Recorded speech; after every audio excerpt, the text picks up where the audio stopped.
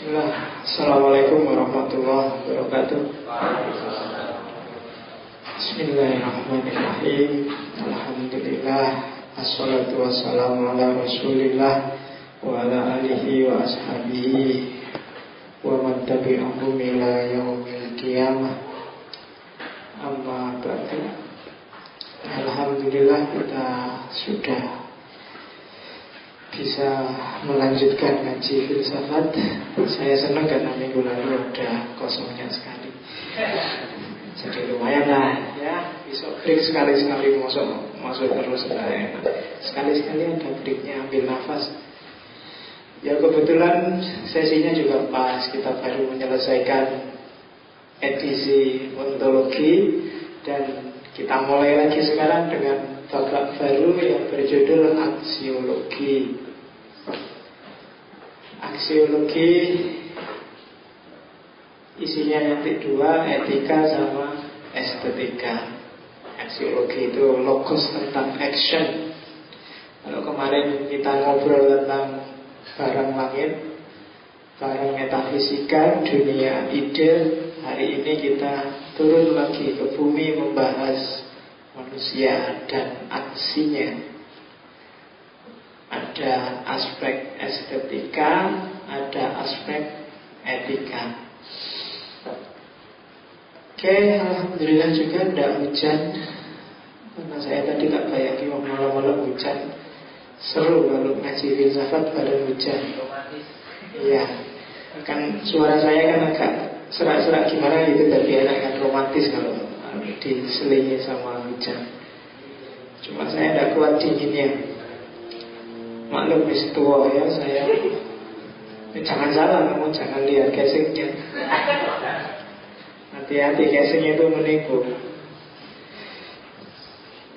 Umur piro ya saya itu sekarang 2013.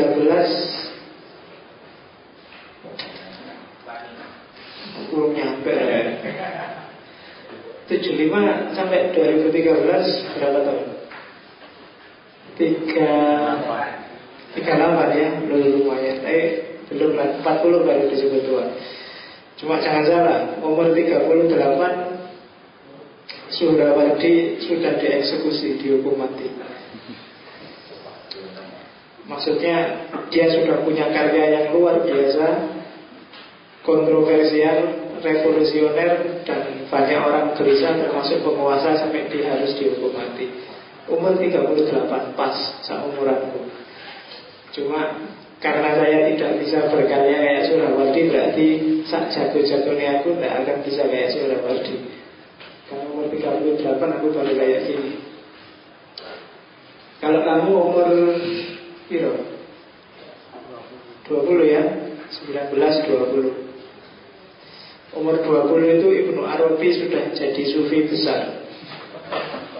Ya, sudah jadi muridnya 15 mursyid, torekot-torekot besar, sudah menggoncangkan dunia. Umur 15 tahun dia sudah bisa mengalahkan debat sama Ibnu Rus, Ibnu Arabi.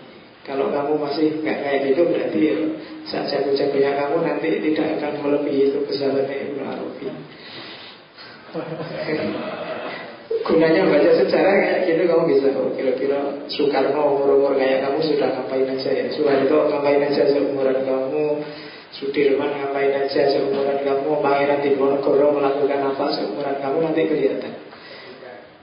Seumuran kamu, Nabi Muhammad itu sudah bisa melakukan uzlah 1 bulan penuh di atas gua Hira. Kalau kamu kan nggak kuat, disuruh puasa Senin Kemis saya potong batik, sholat tahajud saya nggak tahu, paling melek nonton bal-balan. Ya, banyak pelajaran ya dari tokoh-tokoh besar. Oke, ngomong-ngomong tadi sampai ke situ-situ. Kembali ke etika ngomong umur ya. Iyalah, yang penting kamu jangan gampang tertipu oleh casing, apalagi hari ini. Zaman-zaman sekarang itu yang tampaknya wah, tampaknya bagus, tidak selalu bagus. Yang pakai baju koko kayak saya ini nggak jaminan. Terus wah, berarti kemarin nggak pakai baju koko, sekarang pakai baju koko, berarti otobat, itu tidak jaminan. Kan Di antara partai-partai yang sejak awal mengklaim diri paling bersih, akhirnya terbukti juga. Iya, jadi jangan tertipu oleh casing lah pokoknya hari ini. Oke, bismillah, etika. Etika nanti akan saya rencanakan entah berapa kali pertemuan, karena biasanya inspirasi itu muncul belakangan. Yang jelas paling tidak minimal kita akan ketemu 4 sesi untuk etika. Itu minimal. Saya bilang minimal karena bisa lebih. Kalau tiba-tiba dapat ilham untuk ngasih sesuatu yang spesifik dalam konteks etika. Karena etika itu alirannya banyak sekali, puluhan. Tokohnya juga banyak sekali, puluhan. Mulai tokoh yang santun-santun sampai tokoh yang mursal-mursal banyak. Ada yang sangat aneh, ada yang sangat sopan, ada yang sangat kurang ajar, ada yang itu etika. Nietzsche itu bisa kamu masukkan etika. Immanuel Nietzsche yang sangat uraan, Kant yang sangat sopan, itu sama-sama tokoh besarnya etika. Cuma nanti kita lihat moodnya ngaji ini. Kalau moodnya bukan moodmu loh, aku gak peduli moodku maksudnya. Kadang-kadang saya itu juga mood-moodan. Kalau lagi semangat ya bisa panjang, kalau enggak ya nanti 4 itu aja kita geser ke estetika. Dan jangan khawatir, saya gak akan masuk terlalu dalam. Masih tak kasih dasar-dasar semua. Jadi epistemologi, ontologi, dan hari ini aksiologi. Dasar-dasarnya. Nanti kalau dasar-dasarnya selesai, kita masuk ke kelas intermediate. Nah nanti tema-temanya mungkin agak flashback, agak tahu ontologinya ada, filsafat-filsafat khusus yang berhubungan dengan etika ada, tapi levelnya nggak naik dikit. Tapi untuk hari-hari ini kita pengantar dulu. Pengantar itu isinya 4 sesi. Hari ini kita masih mengantarkan ke dunia etika. Minggu depan etika deontologis dan teleologis. Minggu depannya lagi kita ngomong sistem-sistem etik yang kalau dipilah terbagi 2, ada sistem yang sifatnya subjektif dan sistem yang sifatnya objektif. Dan terakhir 1 sesi aja, karena saya nggak ingin dalam, saya akan ngomong tentang etika dan agama. Kalau dalam Islam ya kamu kenalnya filsafat akhlak. Cuma mungkin saya nggak ngomong banyak tentang itu. Mungkin kapan-kapan ada nanti bagian tersendiri untuk filsafat akhlak ketika kita masuk ke season intermediate atau kelas advance. Saya belajar etika yang filsafat akhlak itu zaman tahun berapa itu. Kebetulan ada short course di Iran yang titik tekan short course Islamic Studies-nya ada pada etika. Tapi kalau Iran punya ideologi yang khas tentang etika dan agama. Jadi 1 bulan ke depan kita akan ketemu dengan tema etika. Karena sekarang bulan November, berarti sampai akhir Desember kita akan membahas etika. Semoga nanti ganti tahun kita sudah masuk ke estetika.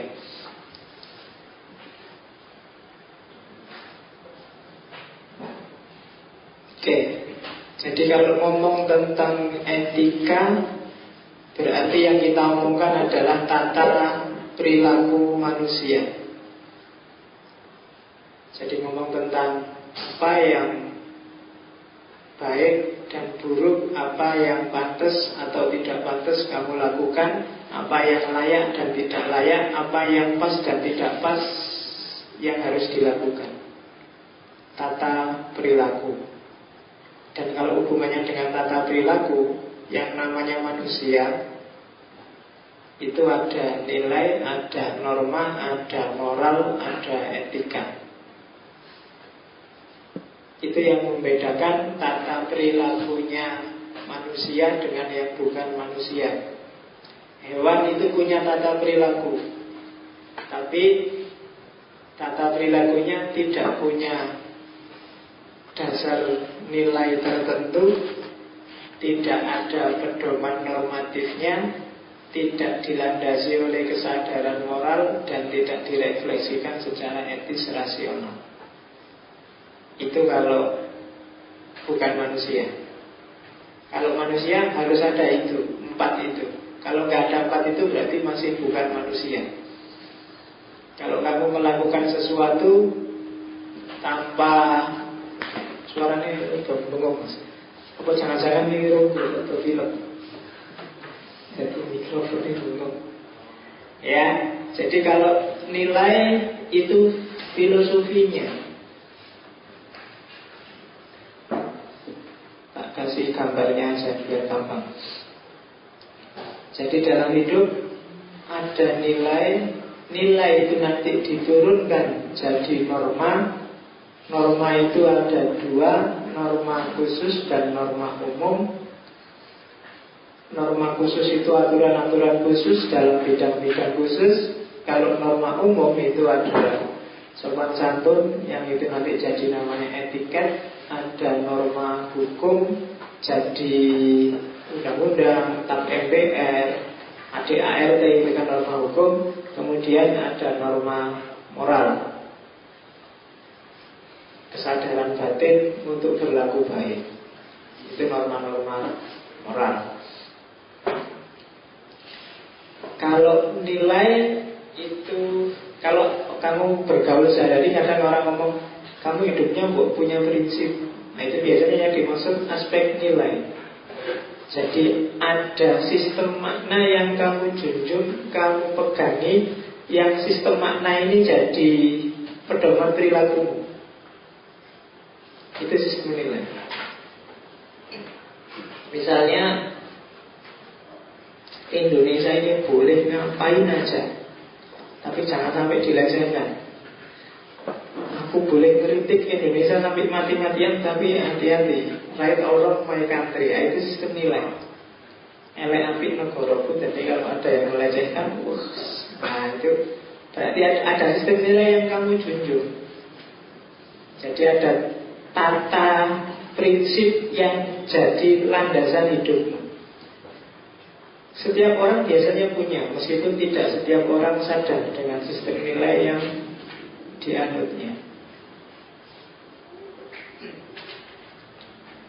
Saya nggak tahu sistem nilaimu apa, tapi dari deklarasimu bahwa kamu seorang muslim, ya berarti kamu punya sistem nilai Islam yang melandasi hidupmu. Meskipun katanya Fazlur Rahman, kelemahannya orang Islam itu di kesadaran tentang tata nilai itu yang nanti dalam bahasanya Fazlur Rahman disebut Wellington Sound. Jadi pandangan dunia kita tidak punya. Karena kamu nggak sadar sistem nilai yang kamu junjung itu apa, maka kadang-kadang orang Islam itu kalau menyikapi masalah pontang-panting, reaktif, dan kalau bahasa logikanya atomistik. Atomistik itu ada kasus cari ayat, ada kasus cari ayat. Jadi tidak punya tidak punya sistem nilai global yang kalau ada apa-apa kamu nggak perlu capek-capek. Misalnya katanya Fazlur Rahman, Islam itu paling tidak punya 2 sistem nilai. Yang satu tauhid, yang 2 keadilan sosial. Maka ada peristiwa apapun, kamu nggak perlu capek cari ayat. Kalau itu tidak bertentangan dengan tauhid dan tidak melanggar keadilan sosial, itu berarti boleh. Nah itu contohnya sistem nilai. Atau kalau ada hal yang berlawanan dengan keadilan sosial, berlawanan dengan tauhid, kamu nggak perlu capek cari ayatnya. Itu pasti nggak boleh. Ada korupsi misalnya, terus kamu bingung korupsi itu ayat berapa ya, surat apa ya, sampai kamu nggak sesuai. Pokoknya itu berlawanan dengan keadilan sosial. Taruhan potong kuku mesti nggak boleh dalam Islam. Kenapa? Ya karena berlawanan dengan prinsip nilai yang dijunjung oleh Islam, yaitu keadilan sosial. Itu sistem nilai. Makanya akan lebih mudah kalau kamu cari sistem nilainya. Kalau dalam bahasanya Fazlur Rahman, nanti sistem nilai itu disebut dengan istilah ideal moral. Jadi setiap hal kejarlah ideal moralnya.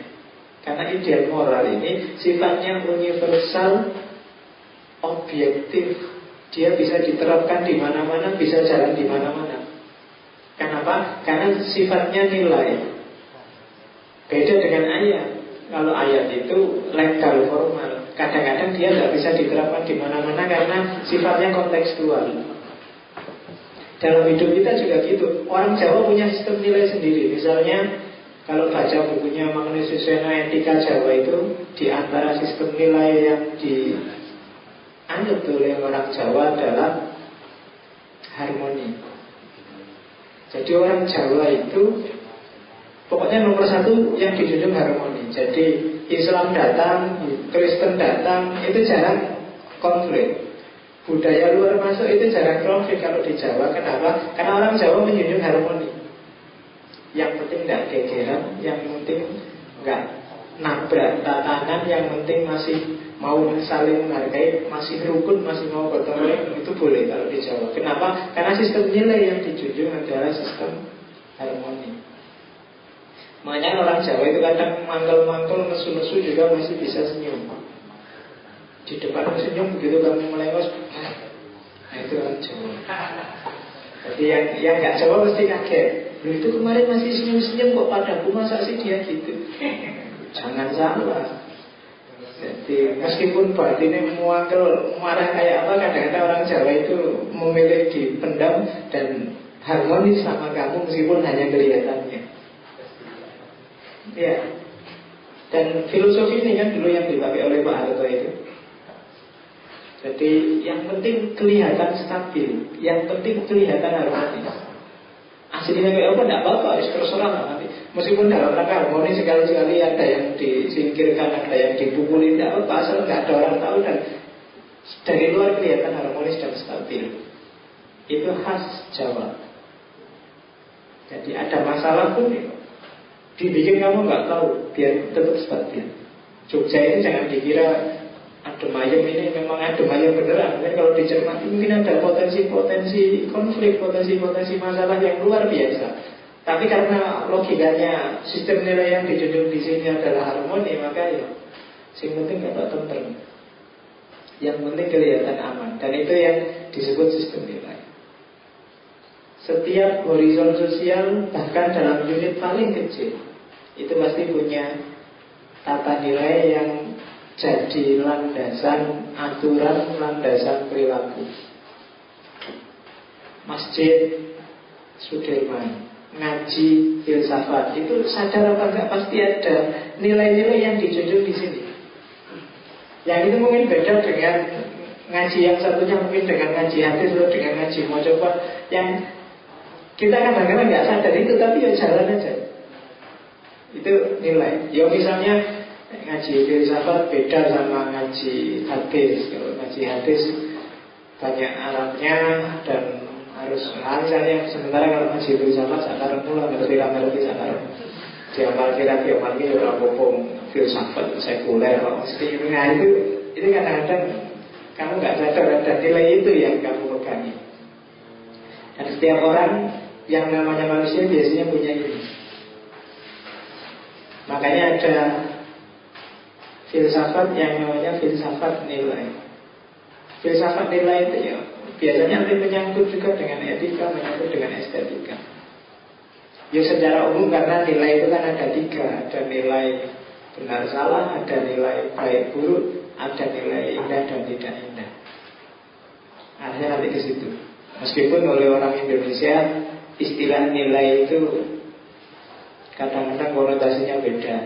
Kayak kamu kan kuliah jangan cuma cari nilai misalnya. Nah itu kan nilai di situ kan konotasinya sudah beda. Nilai kalau ingin agak mirip, harusnya nilai itu jangan 100-200, tapi kayak di Timur Tengah itu nilainya Jayyid, Jidan, Mumtaz. Nah itu agak dekat dengan nilai dalam pengertian ini. Jadi ada nilai kebaikan, ada nilai sangat baik, ada nilai sempurna misalnya. Nilai, jadi bukan ABCD 100-200. Itu nilai, jadi landasannya. Biasanya begitu masuk ke dalam ranah yang formal, institusional, yang namanya nilai itu terus dirumuskan dalam norma. Jadi kalau nilai sifatnya abstrak, kalau norma itu biasanya lebih konkret. Nilai dan norma kalau kamu punya lembaga, nanti bunyinya jadi visi dan misi. Nah, jadi ini filsafat etika. Kalau kemarin yang punya visi, ya visi, misi, buat dianggap organisasi. Tapi sebenarnya itu organisasi hidup pun butuh visi dan misi, butuh nilai dan norma. Kalau norma itu pedoman, ukuran, kriteria, ketentuan yang disusun berdasarkan nilai. Norma lebih konkret. Untuk mewujudkan visi harmoninya orang Jawa, terus ada norma-norma, norma gotong royong, norma sabar, norma tidak melecehkan, norma dan seterusnya. Ada yang tertulis, ada yang lisan, ada yang disepakati diam-diam, ada yang disepakati secara terang-terangan. Banyak. Dalam hidup sosial kita bergelut dengan ini sebenarnya setiap hari. Jadi kalau kamu ingin kritis, ketika melihat aturan, lihat pedoman, lihat kriteria, ceklah visinya apa sih. Kenapa kok di masjid ini ada pengajian macam-macam? Ada pengajian mau coba, ada pengajian kowe. Filsafat ada ngaji serat Jawa, ada ngaji hadis, hadas, macam-macam. Ya lah maksudnya macam-macam. Nah, kira-kira coba cek apa sih visinya takmir. Nah, itu nanti bisa kamu gali. Salah satu lah dari yang hadir malam ini bikin skripsi tentang itu. Visinya apa, kemudian ilustrasi normanya apa. Nah, itu visi misi namanya. Setiap lembaga pasti itu. Jadi kalau norma itu pedoman, ukuran, kriteria, undang-undang dan seterusnya.